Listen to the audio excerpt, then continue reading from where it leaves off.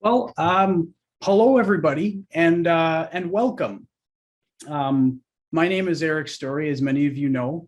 I'm the outreach manager of the Laurier Center for Military Strategic and Disarmament Studies in Waterloo, Ontario, and a PhD candidate in the Department of History at Wilfrid Laurier University. And I'd like to welcome you all to our final speaker series event of 2021. I honestly cannot believe we got through 2021 already. It's insane. But before we begin, I would like to acknowledge the extensive history of the land in which the Laurier Military Center resides. Our office is located on the traditional territory of the Haudenosaunee, Anishinaabe, and Neutral peoples. In 1701, this land fell under the Dish with One Spoon Treaty between the Haudenosaunee and Anishinaabe peoples, a treaty that was part of the Great Peace of Montreal in the same year that marked the end of the Beaver Wars of the 17th century. It represented and continues to represent today an eternal agreement to not only share and protect resources, but also solve conflicts peacefully. 80-some years later, in 1784, the Haldimand Proclamation was signed between the Haudenosaunee and British Crown following the American Revolution. And the Haudenosaunee were given a tract of land that extended 6 miles on either side of the Grand River from its source just north of Orangeville today to Lake Erie. Despite being reduced to less than 5% of its original size, this treaty territory remains the homeland of Anishinaabe and Haudenosaunee communities, as well as the home of many Indigenous peoples across Turtle Island. Acknowledging their presence and relationship to the land in the past and present reminds us that these nations remain the original stewards of the lands and waters upon which the Laurier Military Center resides, and the role we all have to play as treaty people. Now, for those who might be interested in kind of going back into our back catalog, I know many of you have kind of dedicatedly stuck with us every single month of 2021. But for those who maybe have missed a few, you can actually go back onto our YouTube page and go back and watch and listen to all of the webinars that we have available to you. But you can also go to our website, which I will share with you in the chat shortly once I turn it over to our speaker for this evening. And you can take a look at what's coming up in winter 2022. We have a really exciting lineup that I am very much looking forward to. And for those who have been following what's been happening here at the center, we're slowly but surely making progress to make things look nice and pretty for that time, that magical moment when we can finally all return to an in-person event and experience a live speaking event again, which I'm really looking forward to and will hopefully be able to share with you when that time will be. Now, before I turn it over to our speaker for this evening, as I always do, I just want to provide you with 2 helpful tips to make sure that you optimize your viewing experience for tonight. So first of all, at the bottom of your window, you might see a CC button, or you will see a CC button.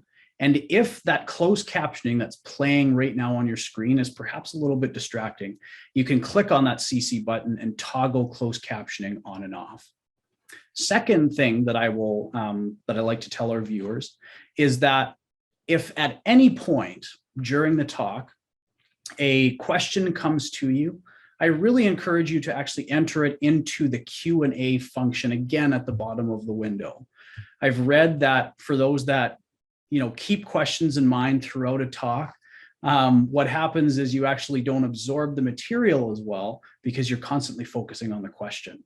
And so that's why we have this Q&A function built in right for you. You can enter it in, that question doesn't have to sit in your mind, and you can view and listen to the talk without any sort of impediment or distraction. And when you do ask that question, I'm also going to ask you to share where you're coming from and where you are tonight, because we love to hear from where our audience is tuning in.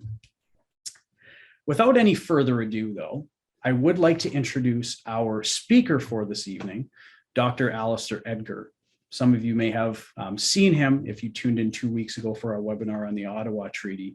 But for those who did not, Dr. Edgar is an associate professor of political science at Wilfrid Laurier University with cross appointment to the Balsillie School of International Affairs.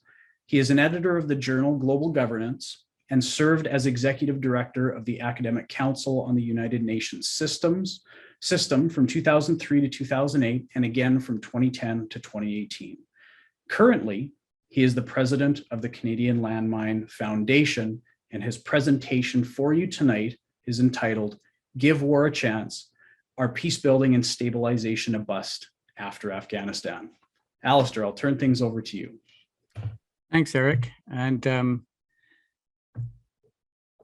sadly, I teach from my basement and I do these things from my basement. So you get to all view the darkness of my basement. I apologize for the not very exciting background. We tried putting on a few different Zoom backgrounds, but of course, every time you move, you blend into the backgrounds. So it was too distracting even to do that. I'm very pleased to have a chance to chat to you today. As Eric said, I'm in political science, which I suppose means informed by history, but not historians. I will try to walk us through a little bit of history today. And for some of you, this may be very familiar stuff. And for some of you, I know, in fact, a couple of my students said they were going to listen, and it may be some new things for them.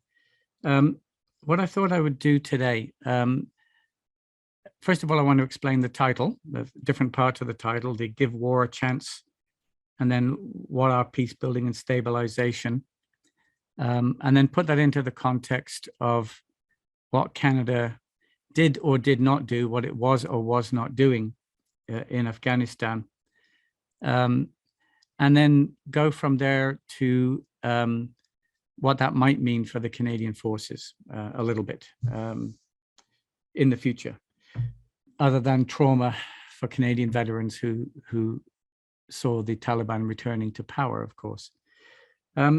Okay, so the title "Give War a Chance" came to my mind from there's an awful book by I think P.J. O'Rourke, but this was from an article in the journal Foreign Affairs in 1999, which was the time of, for those who remember it, the Kosovo campaign.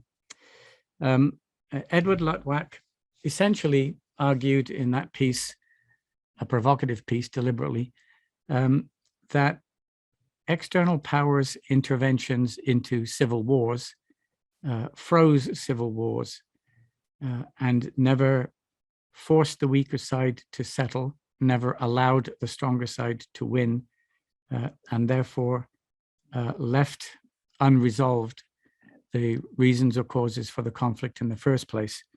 Now, his way of describing it, and I want to quote this, so I want to get it right. I'm going to read it to you.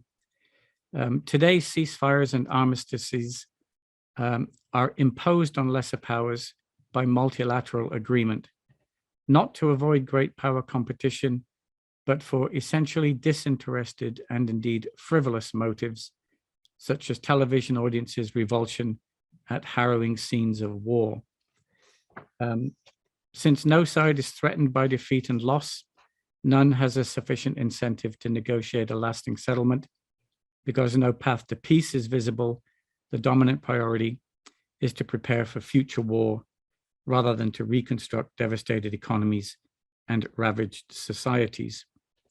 He recognizes that war would cause further suffering, but he says it would also lead to a more stable situation that would have let the post-war era truly begin. He says peace takes hold only when war is truly over. Now, there's a number of problems in Edward's argument, not least of which whether wars actually come to an end and whether we'll know when that happens, which we can talk about in the case of Afghanistan. On the other two parts of the title, peace building and stabilization, this may be stabilization operations. For those of you with military studies backgrounds, you may be more familiar with. Peace building as a term tends to have a UN-oriented, but not, as I'll indicate, exclusively UN-originated a background to it. The term itself became most commonly used in the early 1990s from a document that the UN Secretary General Boutros Ghali at that time published called An Agenda for Peace. And he described post-conflict peace building as action to identify and support structures which will tend to strengthen and solidify peace in order to avoid a relapse into conflict. So he's talking about interventions after conflict has come to an end and avoiding recidivism, avoiding a return to conflict. So identifying structures, identifying and supporting structures that will solidify peace to avoid a relapse. Of course, that was not entirely applicable to Afghanistan. And again, I'll take us to thinking about Afghanistan and the Canadian engagement there in a moment. The term itself, there are all kinds of, well, like in almost any international organization, there's an alphabet soup of terms. Peace building is one of a range that include conflict prevention, which is diplomatic, diplomatic efforts, initiatives, pressure, negotiations, talks to stop disputes from escalating into violent conflict. Peacemaking, which again refers for the UN and most international organizations, to diplomatic actions to bring hostilities to an end. So diplomatic actions to bring hostilities to a negotiated end. Edward Luttwak would not like that. Peace enforcement, which is the application of coercive means, military means, including military means, to restore peace and security. And then peace building, which again for the UN was something that would come at the end of a conflict or towards the end of a conflict. The UN as an organization does that, of course, because like anything else, it has to design resources and develop strategies, and it needs to try to provide some clear understanding of phases and approaches. But these things all blend in together. All of these can be happening at the same time in the real world. Boundaries are usually blurred between the different phases.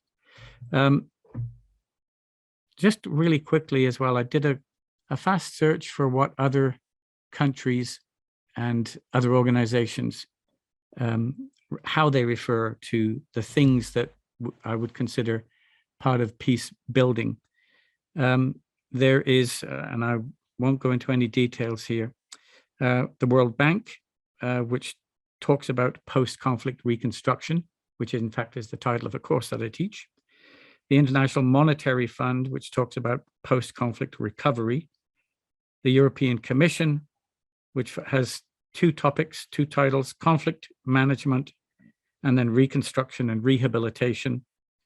The US, various parts of the US government talk about post-conflict reconstruction, stabilization, recovery, and transition assistance. The UK, post-conflict reconstruction.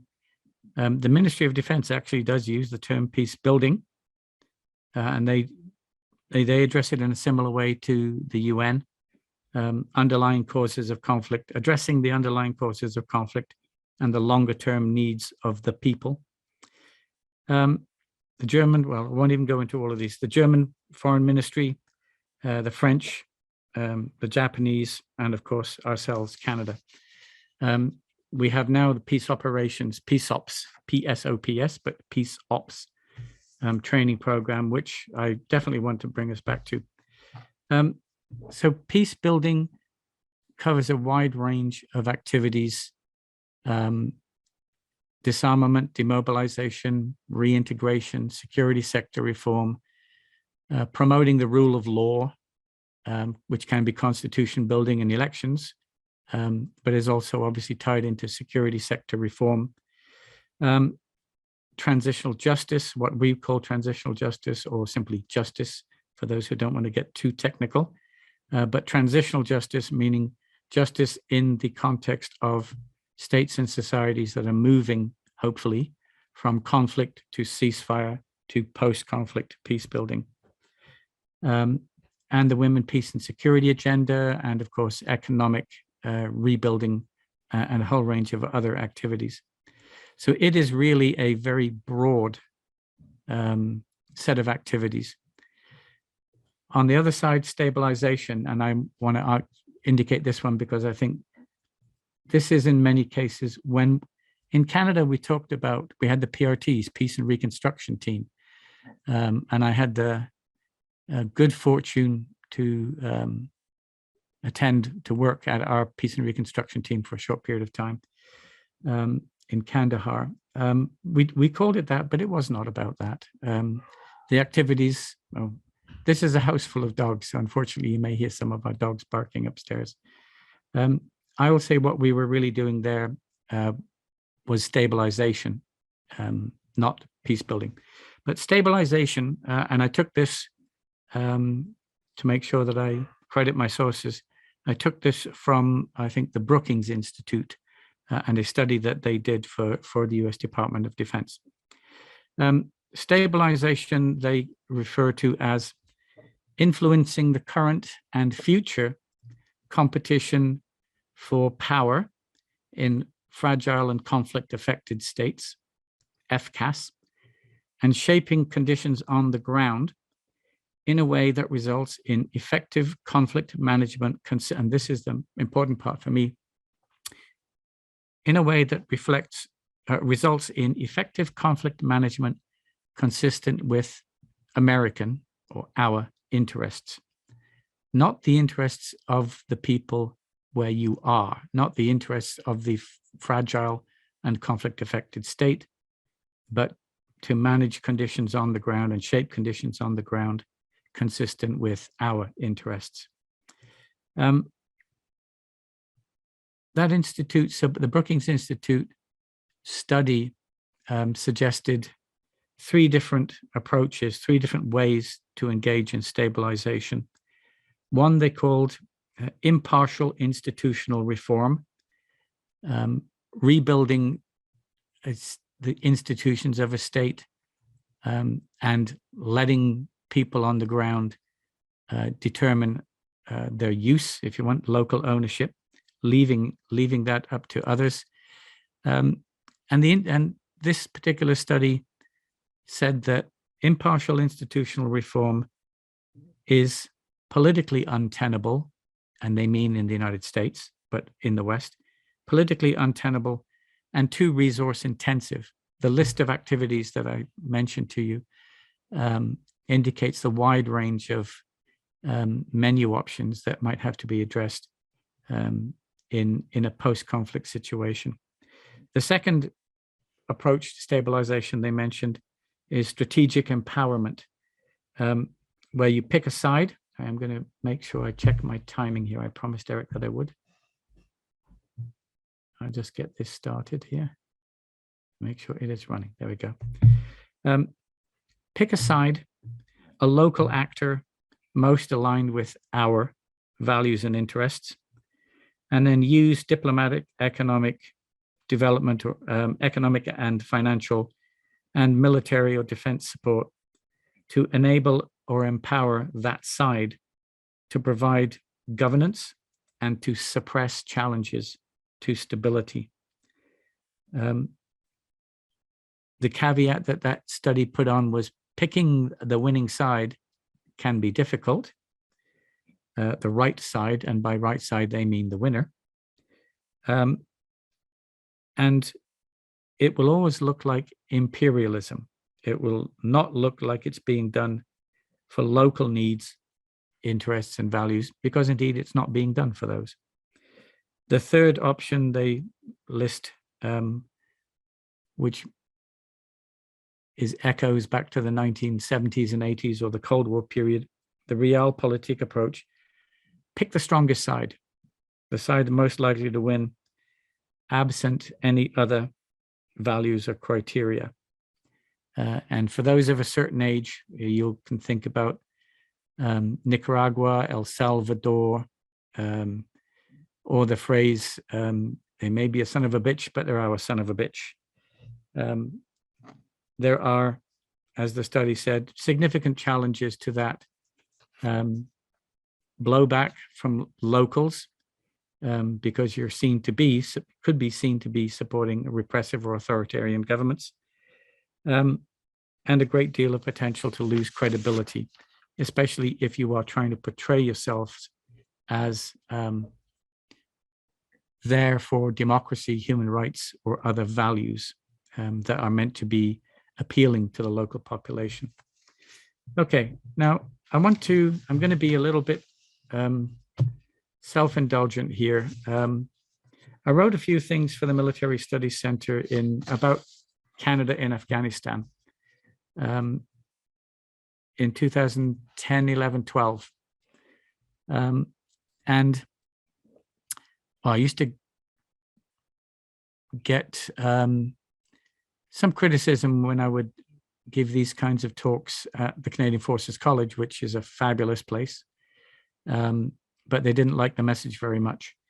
But I want to read a few of these, not for told you so's, because I wish it wasn't, but again, to identify some of the things that, at least to some of us, were apparent already by 2008, 9, 10 in Afghanistan.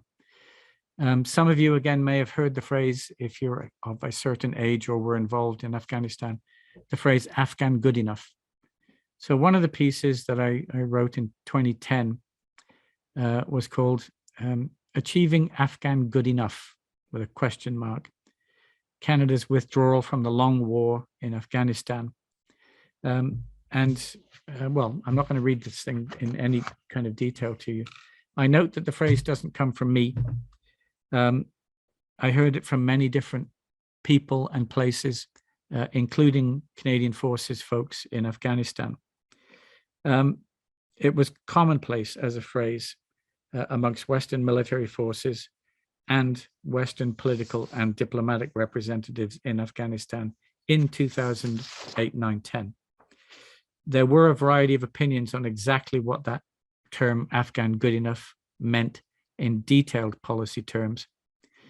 But I wrote, a few central ideas could be identified.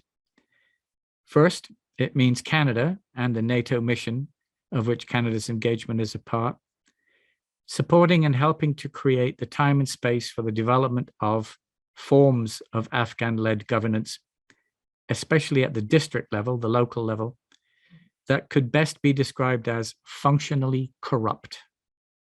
Corrupt, but functional, functionally corrupt. In particular, this meant or referred to an Afghan governance structure and or system, presumably friendly to, or at least not hostile towards, Western interests and values, that could deliver at least basic services to its population. Things like some level of security from Taliban attack or abuse by Afghan national security forces, power and water for sanitation, some level of health and education, etc. Those basic services.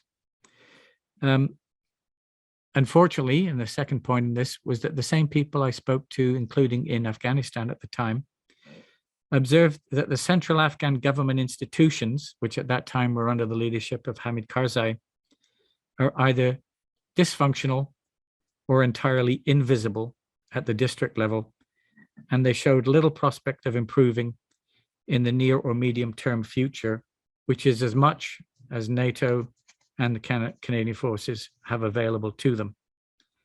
The problem, according to one study, the problem in Kandahar is that the population views government institutions as predatory and illegitimate, representing the interests of warlords and power brokers rather than those of the populace. That is what stabilization sounds like.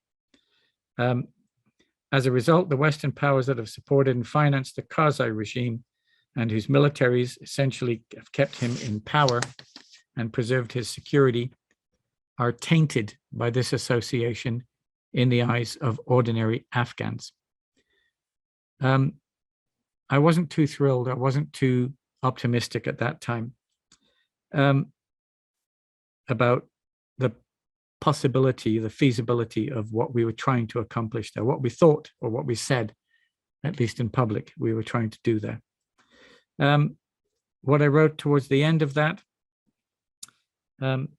military success against the Taliban in Kandahar province and Kandahar city, but failure elsewhere and in other components of peace building still will lead to overall failure. Recognizing this possibility is not being alarmist or defeatist. And I want to emphasize as well, it was not to question the professionalism and dedication of any of the Canadian forces over there.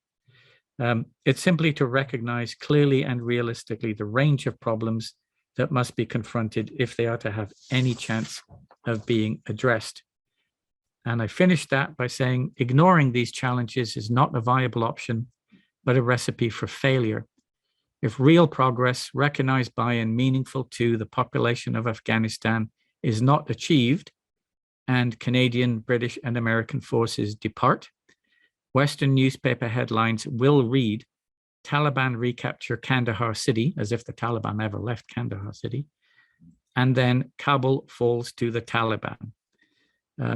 This was me being grumpy in 2010 at what I did not see being achieved or attempted in any substantial enough way. A couple of other quick ones to read to you, and then I want to talk a little bit about our entire withdrawal from peacekeeping, peacemaking, peace enforcement, and compare the two a little bit.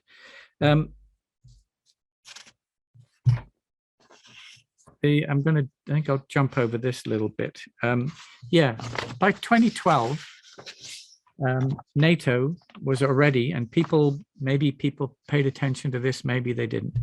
At the Chicago summit in 2012, I found this to be indicative of the West's starting to pull back its expectations.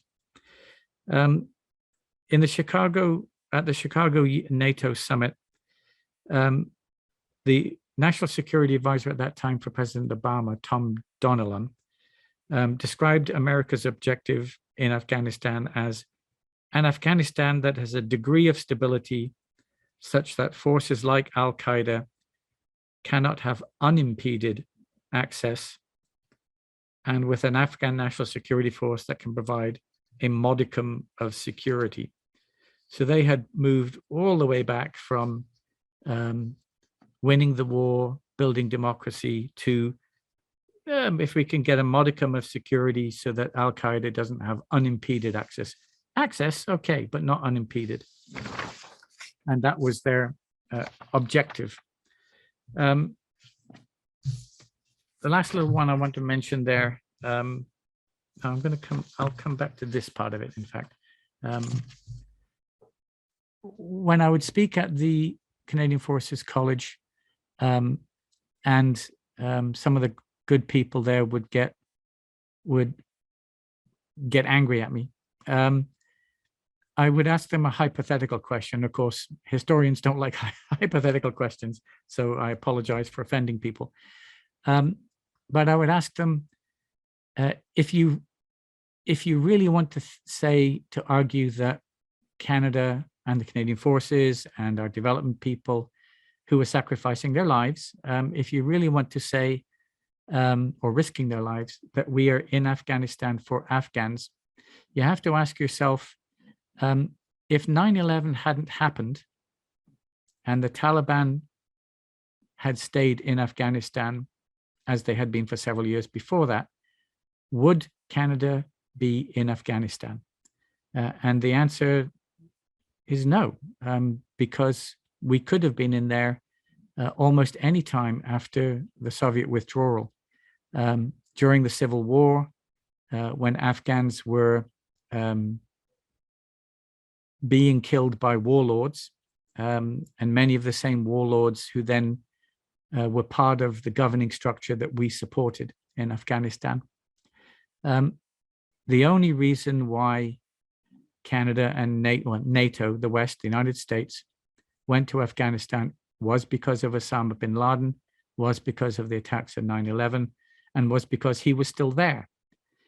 And then I would ask them, if the Taliban had, and they couldn't, but if the Taliban had thrown Osama bin Laden out of Afghanistan, he had been in Sudan previously and been forced to leave Sudan. If he had been thrown out of Afghanistan and actually sent to Saudi Arabia or Iran or somewhere, would we be in Afghanistan? And the answer would still, I think, be no, because we were not there for those reasons.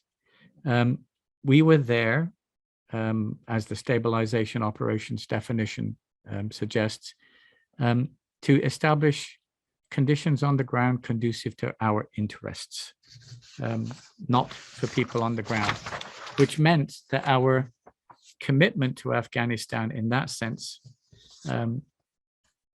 was a mile wide and an inch deep.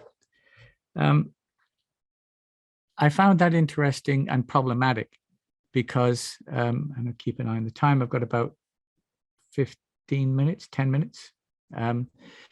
I found that problematic because we had, the Canadian Forces had, Canada had as a government and as a country, although some people didn't realize it at the time, pulled out of peacekeeping operations led by the United Nations.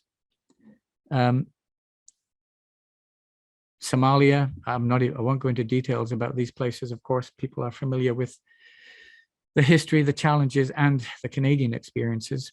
Somalia, Bosnia, the Bosnian Civil War, including Srebrenica, and the Krajina and the Medak pocket, and Canadians being handcuffed to lampposts, and Rwanda, of course.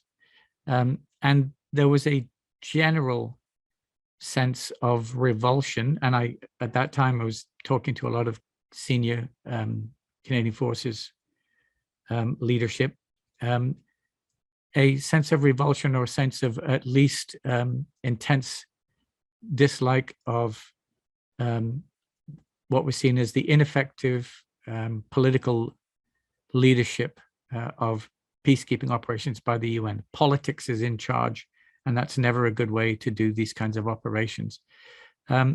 So Canada had already begun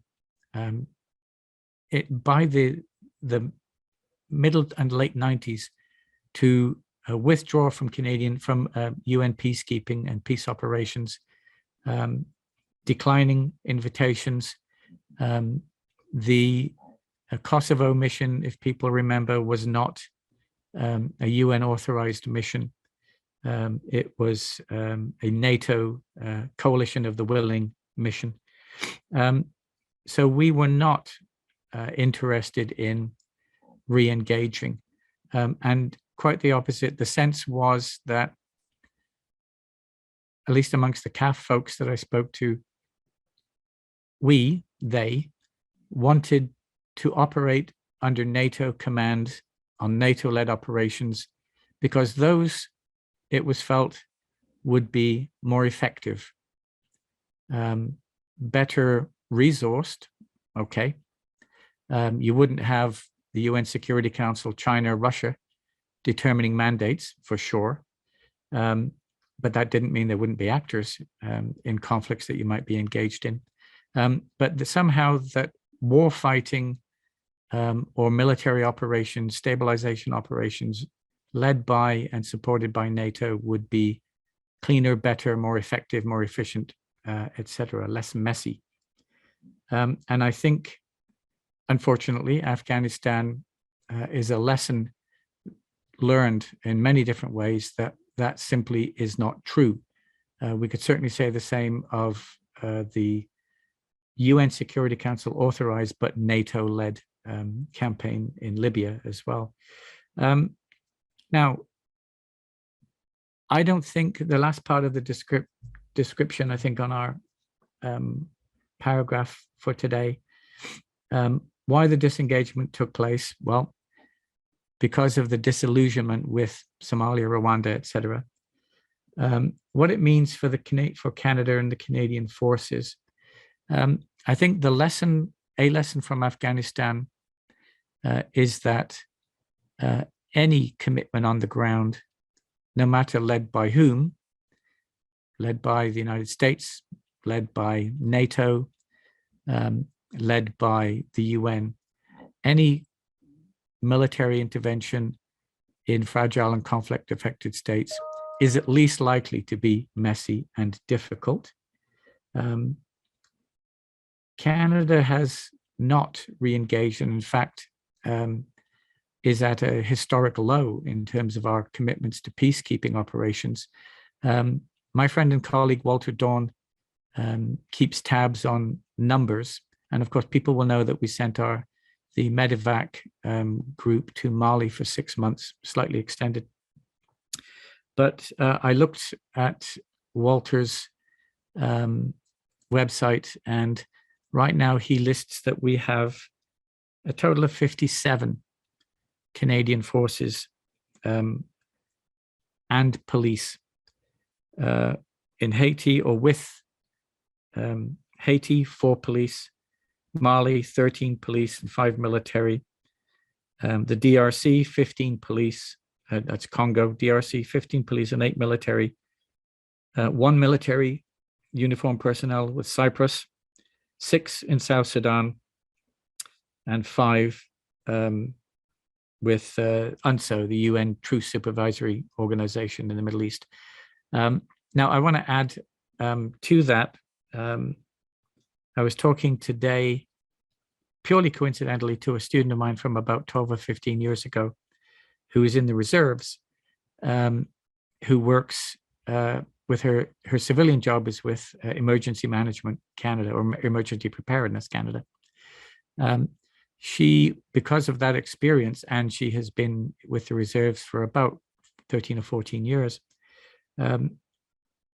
has just been offered the opportunity to take part in a new engagement under the Vancouver Principles for training and advising, or training and assisting UN peacekeepers. And this will take place, in fact, it took place a month ago in Rwanda, in Kigali, and the next iteration of this training program, the one that she's going to go to, is in Entebbe in Uganda.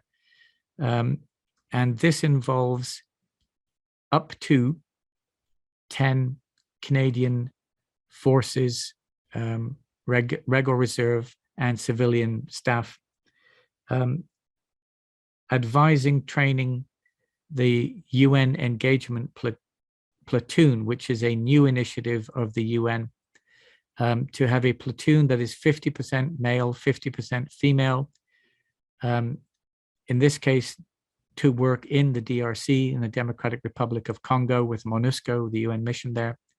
And the purpose of that new gender balanced platoon is to help provide the UN mission with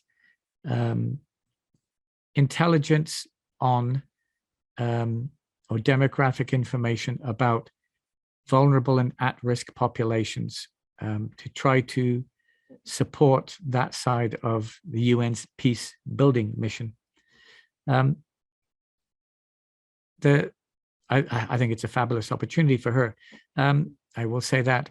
But again, for Canada and the Canadian forces, very niche, very small, and the people who are going to it have uniforms on, but are also will have uniforms on, but are also going there because of civilian expertise. What does disengagement mean for the Canadian forces? Not much anymore. We are remaining disengaged from UN peace operations and peace support operations. So there is no prospect, I don't see any prospect of us putting boots on the ground, re-engaging the Canadian forces. I'm not sure the Canadian forces necessarily want it either. But I think one of the lessons that hopefully the Canadian forces have learned, and Canada has learned, is that operations with NATO in difficult places can be at least equally messy and uncertain when they are in a kinetic environment. I need to remind people that when I make those comments about our operation in Afghanistan, again, that is nothing to do with the professionalism and expertise of the Canadian forces there. They were incredible. I will finish this part of it and then open to questions with one last point that I used to make in 2010-11, which is that when we leave Afghanistan and when the Taliban come back, what most upset me at that time, and still does, is how to justify not just the money is money. It's always good to have more money, but money is money. But to justify the loss of life, to justify the injury, to justify the sacrifice, the post-traumatic stress disorder of veterans, etc. When, as I thought would be the case, when the West would need to negotiate with and start working with the Taliban. How do we explain that to the Canadian forces? And maybe in that sense, what it means for the Canadian forces is that leadership needs to think very carefully about how they explain what Canadian forces are being asked to do, because it really irritated me, it annoyed me, it frustrated me in 2008, 9, 10, when we kept on saying we're here for the people of Afghanistan, when we weren't, and we weren't going to be. Individual soldiers might be, individual units might be committed to the things that we're doing. The Peace and Reconstruction team was very committed to try to achieve success, but that's not the same as saying that Canada is there for that reason. Okay, I think that's everything I want to talk about on that score. So why don't I hand it back over to Eric and or Matt, who can identify questions. And by the way, not just questions, but I'm always very happy to hear from people's own experiences. If there's folks here who've been working over there as well, I would appreciate that. Well, thanks a lot, Alistair. I think it gives us a lot to think about, and I think a great way to kind of build up a kind of critical mass of questions that we can ask you for this extended question period. So if questions do come to folks, even as we're going through some of the questions, again, just enter it right into the Q&A chat right at the bottom of your window there. But Alistair, I want to take chair's prerogative and ask the first question myself. I guess we just continue to see either huge stumbling blocks or outright failures to various interventionist missions, right? From the 90s all the way up to Afghanistan this year. So I'm wondering, does future Canadian interventionism in some, future war look any different than it's looked in Afghanistan in previous missions, given that we have seen these, insurmountable hurdles and failures time and time again? Yeah. Here's an academic's answer for you, of course. It depends, right? Partly it depends. Every place is different, which is part of the challenge. Canadian forces and what they're doing now in Central and Eastern Europe, or about the situation in Central and Eastern Europe. Of course, that's not messy like this. It is support to a government, an ally, challenged, threatened by Russian little green men or direct misinformation and massing of troops on borders and all that sort of stuff. In a sense, that's pretty clean. Obviously, gray zone conflict is not the kind of traditional stuff that the CAF is familiar with dealing with. But I have spoken to some of the CAF folks who've been going over there in advance to talk to them about the situation on the ground with some, in my case, some familiarity on the Russian side, but also on the Central and Eastern European side, the Ukrainian side. So that stuff, I think, is relatively clean. The difficult places, of course, UN missions, I should say, UN peacekeeping missions, one has to remember, take place in situations where people are killing each other and will want to continue killing each other or continue chaos to extract resources. And in situations where most often, particularly in Africa, regional powers and others are also busy meddling and maybe continuing to support both sides so that neither side can lose. That puts into that kind of international intervention in very difficult circumstances. And indeed, the UN, I think, partly because of funding cuts by the United States, but partly because of a change in its emphasis following reviews of peacekeeping operations, has started to pull back from taking on new missions and has started to focus more on what SPM, special political missions, because they recognize that where there is no peace to keep, where there are warring factions that for one reason or another have no interest in arriving at peace, then they're not going to be able to impose it. So protection of civilians as much as possible is what gets done on the ground, and then looking to diplomatic negotiations to end conflicts. For the Canadian Forces, again, that doesn't necessarily imply any great change in their resources or in demands put upon them. But I think it is important to understand that those kinds of operations can save lives. They do save lives. They don't save all lives. And they're not there to bring an end to the conflict. Certainly not the UN mission. They're not there to impose an end to a conflict. They recognize that conflict will come to an end when the parties want to bring it to an end. The other thing, just really quickly, Eric, is that dog that doesn't bark, or if it bleeds, it leads, or how do we know when deterrence works? Well, we don't, because nothing happens, but we do know probably when it doesn't, etc. We don't pay attention to the missions, the interventions that do work, the peacekeeping and peace building operations that aren't on our radar.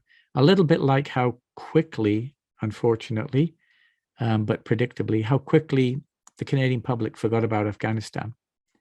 As soon as we left and Canadian forces and others weren't being killed, it disappeared from the public until the Taliban came back. And then it was in the public's eye, and now it's gone again. There have been places one thinks about. Cambodia. We don't see it in the news. Hun Sen is still a dictator. It's still a politically repressive regime, but the civil war and the peace negotiation to end that war and the transition to a civilian-led government was relatively successful. East Timor, of course. In fact, on Saturday morning, I'm on a panel with the former president of East Timor and the UN special rep. But East Timor is a success story. Liberia and Sierra Leone are a relative success story, compared to what was happening before. Liberia has gone through a number of elections. Of course, it had the initial election of Ellen Johnson Sirleaf there.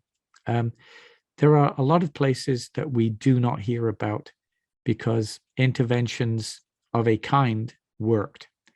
In Sierra Leone, British military intervention, but different interventions did work. But again, that's where you need to think very carefully about what is this situation that we're going into, and what kind of a commitment needs to be made.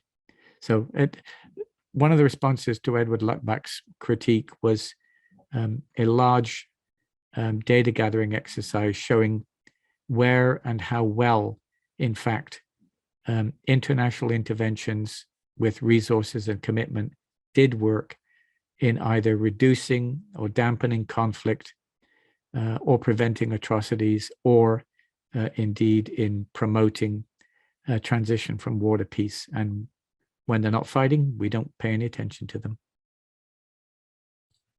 I think there's a number of threads we could pick up on that answer there, Alistair. But I think one on interventions that do work, picking up from Sheila Evans' question here for you. She kind of read your talk in the context of peace being the absence of conflict. And so with that in mind, she wonders at what point do peace building, stabilization, security sector reform, so on and so forth, actually translate into a sense of relaxation and comfort? Or in other words, how do we get to a point of quote unquote true peace if we constantly see, in the case of Afghanistan with the return of the Taliban, or in the case of post First World War Germany with the rise of the Nazis? How do we get to a point of true peace? Yeah, the academic literature, the peace movement literature, similarly to that question, differentiate between what we call negative peace and positive peace. Negative peace being no more war, and positive peace being a process that addresses underlying inequities, inequalities, or underlying causes of conflict that weren't resolved by peaceful means and therefore led to violent conflict, right? So like that, lasting peace or sustainable peace. There may be situations where, this is the real world, there may be situations where the best that one can achieve in the foreseeable future, meaning 5 years, 10 years, 15 years, is what we call negative peace, just an end to violence, killing.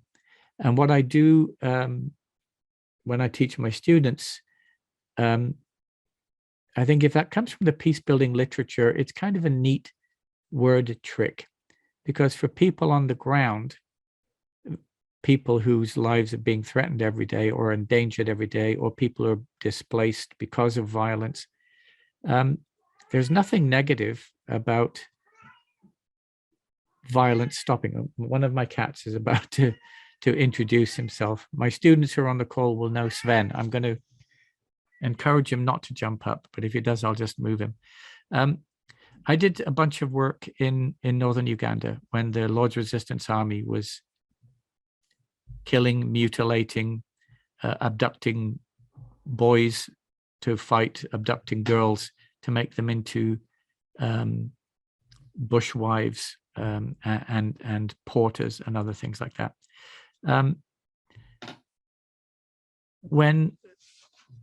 When Kony and the LRA were, for various reasons, geopolitical as well as internal, pushed out of Uganda, there was still displacement. There were refugees needing to come back to their villages. There were issues around trying to get some of those displaced or stolen children back.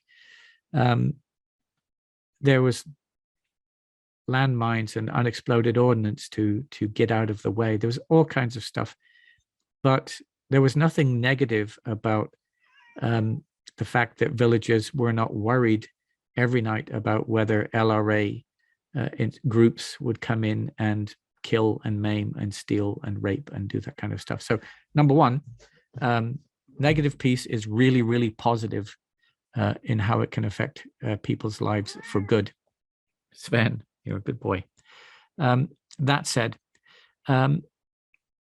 it may be, sometimes it's not that time heals all wounds, but it may be that it takes negative peace for 30 or 40 years to give people on the ground a chance, local ownership, people on the ground a chance to build their habits and institutions and processes.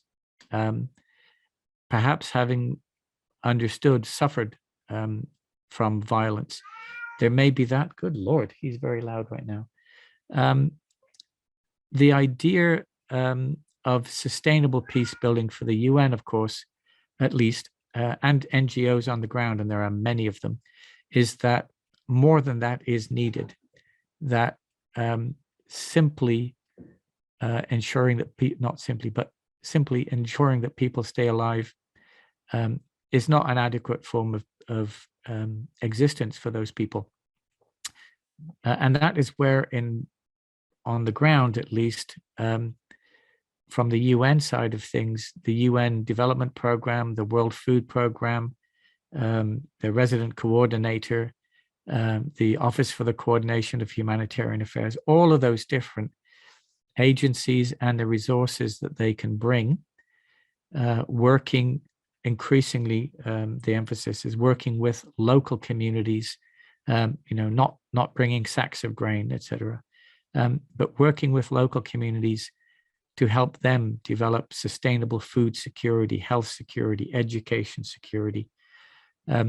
Those are the things that need to be addressed. Now, the challenge of this, and this was my observation in Afghanistan at the time, when there's a conflict going on, resources tend to get poured into the military.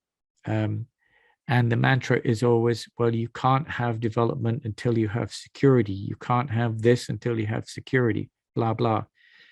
And everything gets shunted down the road.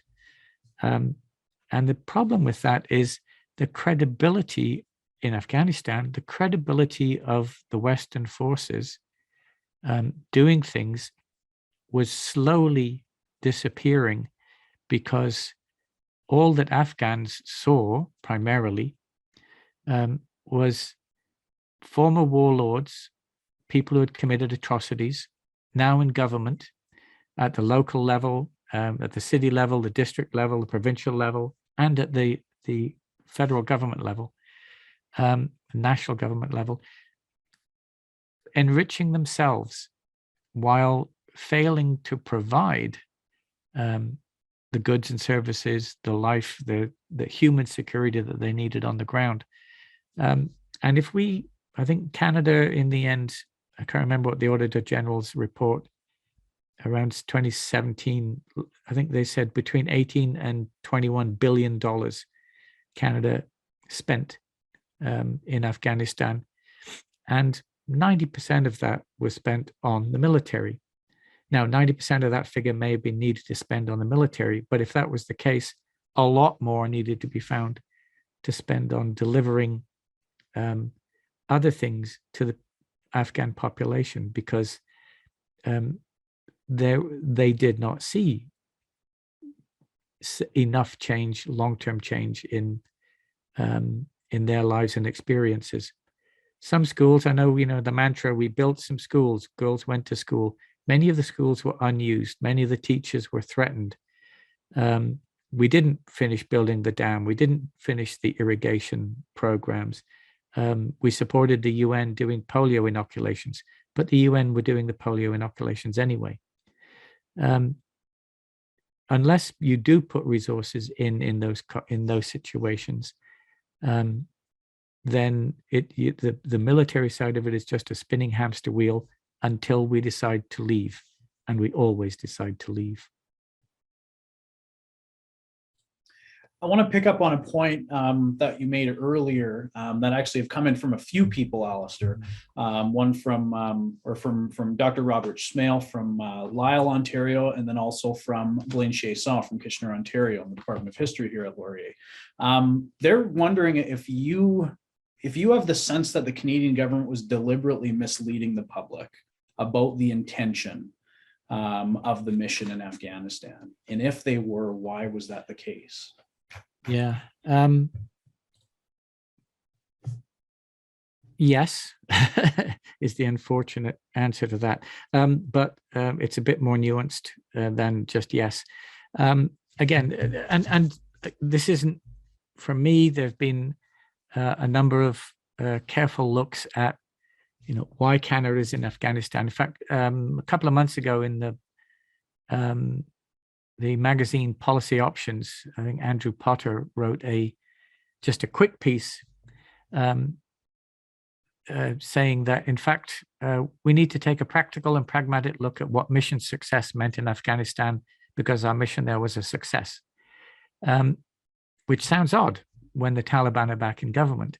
But what he was referring to there is why we went there in the first place. After 9/11, of course, the NATO triggered its Article 5 self-defense and collective defense article, and offered to support the US. The US had decided to go in anyway, no matter what. It was going to strike against Afghanistan. And there's a number of things to think about there. The Taliban had offered actually to hand over Osama, or eject Osama bin Laden, but not give him to the United States. They wouldn't give him to a Western state. They would send him to, I think they were suggesting at that time, possibly Saudi Arabia, where the Wahhabis, of course, were financing a lot of the 9/11 hijackers, or perhaps to Iran. I'm losing track of what I was saying there. Sorry. Eric, tell me where I was going with that. I wish I could, Alistair. What was the question again? It's about the misleading of the misleading of the public. Yeah. So, in part, in 2001 to 2, Canada went there as part of its NATO response, its responsibility as an ally. Okay, I'll go with that. The US was going to go anyway, but NATO wanted to show the Bush government that was quite critical of why is NATO here, and are the Western allies actually putting in their fair share of the burden to NATO. They wanted to show that they were behind America. And of course, there was outrage at the attacks as well. So there's the 2001 motivation. Then, as you'll remember, of course, the United States decided a voluntary war. They wanted to attack Saddam Hussein, who had been their ally previously in the 1980s, when Hussein was fighting against Khomeini and the Iranians. They decided they wanted to find reasons to invade Iraq and unseat Saddam Hussein. So while Saddam Hussein had previously had a weapons of mass destruction program that we did not know about, it had been largely dismantled, but they arrived at the claim of an imminent threat of weapons of mass destruction. And of course, then they never found any, because there never were any at that time. Since Canada did not want to go, since the Canadian population, quite rightly, did not believe the justifications that were coming from Washington, and the Security Council did not believe the justifications that were coming from Colin Powell and Washington. The US is our major trading partner, and an angry Congress, a Congress that is riled up, a Congress that later said they were misinformed, but riled up and believing that Saddam was in league with Osama bin Laden, which he never was. Saddam was in league with Osama bin Laden, and Saddam had weapons of mass destruction aimed at the heart of the West, etc. The Canadian response of expanding or maintaining and then expanding our troop commitment in Afghanistan, arguably for many folks looking at it, was to placate Congress, to say, well, look, we're not coming with you to Iraq, but we're still a reliable security and trade partner to a badly wounded and now aggressive United States. And you can see that because we're small and we're heavily committed in Afghanistan. And since the United States is diverting all of its resources from Afghanistan, we're still there. And indeed, obviously we were. Canadian forces, heaviest fighting against the Taliban was in the years sort of after that, 2004, 5, 6, 7, 8. So arguably there, we were there. We weren't in Afghanistan for Afghans. As I've said before, we weren't there for women and children. We weren't there for education. We weren't there for any of those peace building or soft reasons. We went there first for NATO allies, and we stayed there, and our presence there could be utilized to justify to the United States and to Congress how and why the US-Canada border should remain open. If you remember how close the US was to completely closing down the border, when they said that some of the terrorists had come from Canada, and they said down to flying out of Boston, and then there were efforts of terrorists to bring explosives across the border. I think it was in Seattle, etc. The border was very close to being closed. That there onwards is where the reality and the government justifications differ, because you can't politically, I don't think they could justify to the Canadian public, we're putting our troops' lives at risk because our trade with the United States must go on. I don't think that would have flown very far.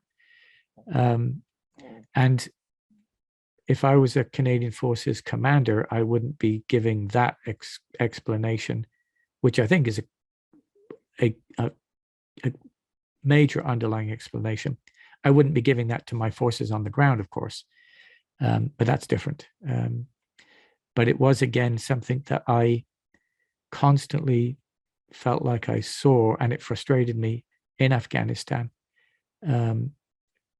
when somebody like General Hillier, if people remember, when there was some questioning about our commitment, and Hillier, as Chief of the Defence Staff, essentially told Parliament, shut up, don't question why we're there because the Taliban are listening. That really frustrated me, not just because of military involvement in civilian government over here, but because it wasn't true. We were not there for Afghans. We were there for a whole range of different reasons, some of which had nothing whatsoever to do with Afghanistan, but had to do with Canada-US politics. So from there onwards, I think the jingoism, again, let me separate that out from the professionalism of the Canadian Forces. Let me separate that out from the sacrifices of those forces, take this separated from that. but the reasons that were being given for being there and for the sacrifices that were being made there were not the real reasons why we were there. And I mean, if you remember as well, at one point, I think it was Stephen Harper who said, "We will not cut and run," just before we announced that we were leaving. There may be reasons why governments need to sell something, but that doesn't mean it's the truth. And yeah, we were not being told the real reasons why we were there. Just a quick follow-up to that, Alistair. How did the troops on the ground, the soldiers then, understand their role in Afghanistan, and what sort of messages were being relayed to them about what they were, why they were there, and what they were supposed to accomplish? Yeah, and certainly that's why I want to differentiate these. And the folks at the Peace and Reconstruction, I mean, these were on the military and on the civilian side. And thank the military for protecting my civilian rear end. They had real commitment. I mean, they were dealing with Afghans, not all Afghans, of course. They were dealing with Afghans through Afghan interpreters and cultural advisors, or they were dealing with Afghans who could speak English and could come to the base most of the time, because most Canadians were inside the wire, of course. But they were they felt genuinely committed, I think, on the ground. Some are there because they want combat experience, and there's nothing wrong with that. If you're in the Canadian military, you probably want combat experience. But there were people who were there because they wanted combat experience. They wanted to fight. Some of them bought into the rhetoric. Others may not have, but certainly then were committed to their mission on the ground and to its success on a daily or weekly basis. And of course, it's a cliche, but they're also there committed to protecting each other. I may not want to be here, but my brother or sister in arms is here, and I'm here to protect them. So there's a range of reasons why they were there. I will say one other thing, and I won't identify it to any particular timeline, but often from the senior leadership there, Canadian leadership there, the sort of story I would hear is, well, my predecessor was a good person. If they're a male, a good man was what I heard most often. My predecessor was a good man, professional soldier, very skilled. But you know what? We've got the plan, we've got the resources, and we're going to do this. And I recognized and sympathized with the need to believe that, because they're putting their lives on the line, particularly every time they go outside the wire, they're putting their lives on the line. And they're also dislocating themselves from family and all these other things for extended periods of time in Kandahar. I can understand that, but at the same time, I never did. I wanted to say to those folks, you know what, you're the third person I've heard say that. You're the fourth person I've heard say that. Your 6 months to 12-month timeline makes no difference at all in Afghanistan. And I would talk to our cultural advisors, the Afghans, many of whom, as you know, we've failed to get out of there. And I would say to them quietly and away from everybody else, once they got to know me a little bit, I said, what do you think about that? And their response to that, keeping in mind they're working with us, but their response to that was, you will need to be here for 40 or 50 years to start to make any difference here. And you're not going to be.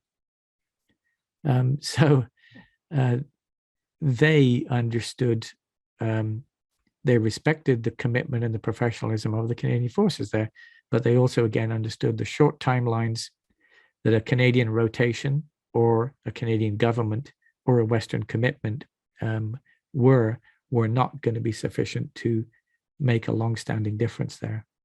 So even then, it was interesting to see that divergence in Canadian forces and civics or civils, and the Afghans who are also working with us.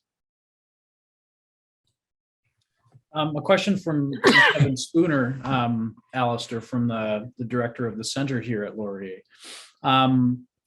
You mentioned earlier how, and Kevin's spoken to this in a previous talk that I attended a few weeks ago, about how since the 90s, Canada's contributions to UN peacekeeping have declined markedly, to the point where there's basically no soldiers at all on the ground. Is there any likelihood that you see, either in the short term or the medium term, of Canada re-engaging with UN peacekeeping, or is that just something a part of Canada's past that we likely will not re-engage again? Yeah, if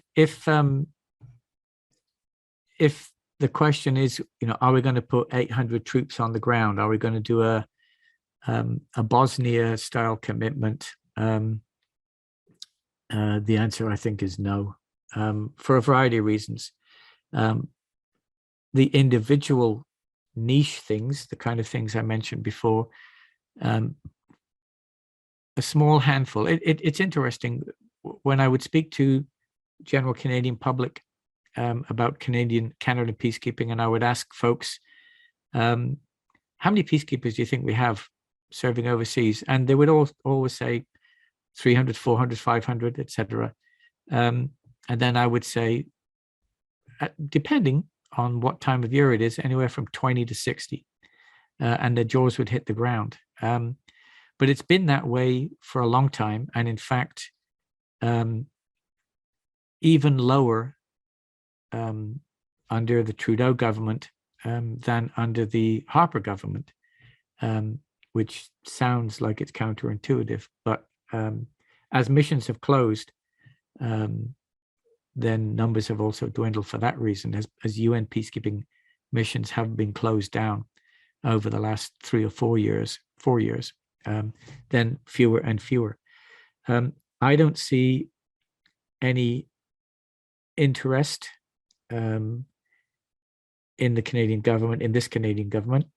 I don't see any willingness to take that risk in this Canadian government, or to try to sell that. And I'd be happy to hear otherwise, but I don't see or hear any pressure from the Canadian military, and it's probably not their job to try to affect policy. But I don't see any eagerness in that sense to have a larger peacekeeping footprint on the ground, to go back to the post-Suez, but the larger contingents of Canadian forces. I don't think there's a chance that that's going to happen. That isn't to say that it's not being requested at times. And of course, frustratingly, after announcing we're back, it took, 3 years for Canada to decide that it would send a handful, again, not about the professionalism or the capability of the people who went, a handful of Canadians to do medevac for a 6-month time period, one roto. The level of disappointment in New York about that, I can tell you, was phenomenal. It actually might have been better if we decided not to send anybody, because it was considered by many of the troop contributing countries and their representatives in New York as an insult.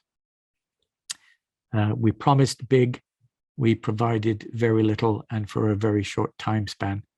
And I think we need to be honest with the UN in that sense and say, yeah, it's not going to happen. What we're doing now, 6 to 10 civil military coordination advisors for a 1-month-long course, 3 times a year, to help train and advise a UN platoon. That's the kind of thing we're going to be doing. A military liaison officer, an observer officer, police, our commitment of RCMP, well, police of various kinds, as advisors, is pretty much equal in number to our military uniform personnel. So I think that's as much as I can see us doing for the foreseeable future. There's no appetite in Ottawa. I'm not sure whether it's disinterest or risk aversion. Obviously, COVID and everything else going on, but I don't know whether it's what motive it is, but I see no prospect of that at all. Coming back to the golden age, if you will, of Canadian engagement in peacekeeping. Alistair, I think we have time for just one more question tonight. And I want to apologize to everybody who did submit a question, because there's a bunch of really good ones in there. And of course, if anyone would like to have their questions answered afterwards, if you're all right with this, Alistair, I can forward any questions. Absolutely, yeah. Send them on to me, and I can either email back to you, or you can give people my email address to get in touch with me. Yep. Yeah. Okay. That sounds good. The last question then for you, Alistair, comes from a longtime friend of the center, Colonel Pat Dennis. He mentioned, Hi, Pat. Hey, Pat, it's always good to hear from you. His question is about the recommendations issued from the independent panel on Canada's future role in Afghanistan that was issued in 2008. And he wonders how the transition to a stable democratic Afghanistan never materialized, given that these recommendations were put in place. And perhaps you can even comment on whether or not those recommendations were followed through afterwards. Why a stable democratic government was never built in Afghanistan. I think one phrase I didn't get into, state building. Externally, no matter what our motivations, our good intentions, or anything else, there's at times a technocratic sense, or in an engineering kind of way, we can build this. We just have to have a commission, and it can issue us some directives, and then we can build a democratic government in Afghanistan. And that's just not real. So no matter what the commission would have said, I think the prospect for building a stable democratic government in Afghanistan, unless we were going to be there and increase our resources and commitment to be there, or at least indicate a willingness to do so for literally decades more. And even if we'd done that, of course, it's not clear that we ever could have defeated the Taliban, because we'd have had to deal with Pakistan and other countries' support for the Taliban.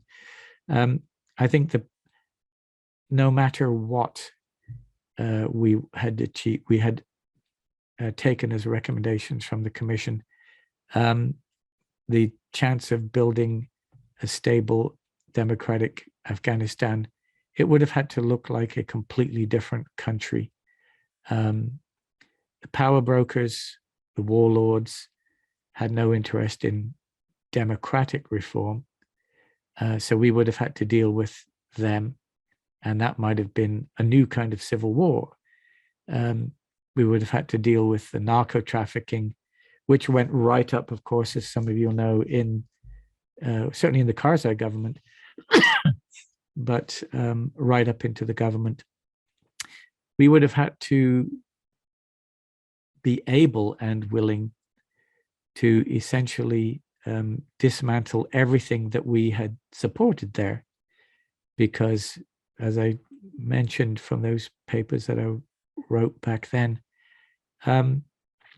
we were supporting people who in the pre-Taliban era were mass murderers. They had committed mass atrocity crimes, and to exercise their power. And because they were the power brokers, they were now the people that we and Hamid Karzai had to deal with. We would have had a completely different Afghanistan to try to get it anywhere near what we would think of as a democratic, stable state. And I think in real terms, that was an impossible goal. The best we might have sought, maybe, was the Chicago summit, supporting a government that is functionally corrupt and a security apparatus that does not allow unimpeded access. But of course, taking that kind of a goal meant that I met a lot of some Afghan police and border guards who we were training, and Afghan security forces who were working with us. Some not great, some very dedicated and determined and very capable. But none of them believed in the government. So the credibility of the government that we were willing to have for our purposes was completely separated from what would or might have been a credible government for Afghans. And the two just were not the same at all. So I think that's no matter what the commission's recommendations, no matter what any commission might have recommended that we might do, I think it would have had to be a radically different approach that we'd taken. And of course, you cannot wind the clock back in Afghanistan or anywhere. Well, Alistair, I think that's a perfect time to wrap up. I just want to say thanks again for donating your time so generously tonight. I'm happy to do it. I apologize for always sounding like it's like depressing Dr. Doom or something like that, but it's just that's the way it is over there. Yeah. Well, and say thanks to Sven as well for tuning in briefly. I think when we chatted last time, you said that he's been on various national news networks. So now we can say that he's also been a part of the Laurier Military Center's network as well. Yeah, he's been on Pakistani television. He's been on Canadian television, American stuff. He's been all over the place. Yeah. Well, for folks that might be interested, our next event will take place at 7:00 p.m. Eastern time. Note that it's a little bit, just a 30 minutes earlier than what we have been doing. So 7:00 p.m. Eastern time on the 12th of January. We're going to be bringing in award-winning author and historian John Boyko, who's going to speak about his new book, The Devil's Trick on Canada's Involvement in the Vietnam War. If you're interested in registering for that, you can go to our website, canadianmilitaryhistory.ca/speakers. I'll make sure to enter that into the chat for those who may want to register but haven't found our website yet. And if you really like what we do at the Laurier Military Center and would like to keep up with, future webinars that we're doing, such as this one, podcasts, publications, and conferences, when this webinar ends, you'll actually be booted directly onto our website again, canadianmilitaryhistory.ca/subscribe. And if you enter in your information, we'll provide you with kind of periodic emails letting you know of different things that are going on at the center and things that you might want to read, might want to listen to or watch. And of course, we provide that to everybody free of charge. So there's no fees incurred with you subscribing. So with that, Alistair, one more time, thanks again. We hope that we'll see you back again at some point in the future, whether as a guest or again as a participant. But from everyone at the Laurier Military Center, we want to wish everybody who's tuned in this evening nothing but the best during this holiday season. I know it's been an extremely stressful year, 2021, probably even more stressful and anxiety-inducing and traumatic than 2020 was. And we hope that this monthly speaker series that we've been able to provide for you throughout 2021 and of course back to fall 2020 has kind of given you at least an hour or an hour and a half worth of relaxation and distraction from the stresses of the world. So so thank you for tuning in, because at the very least, if we haven't been able to provide that for you, you have been able to provide that for me. So I would like to say thanks to you all for doing that. Otherwise, I hope everybody stays warm, stays dry, and most importantly, stays healthy and safe. And we hope to see you back here in 2022. Happy holidays, everybody.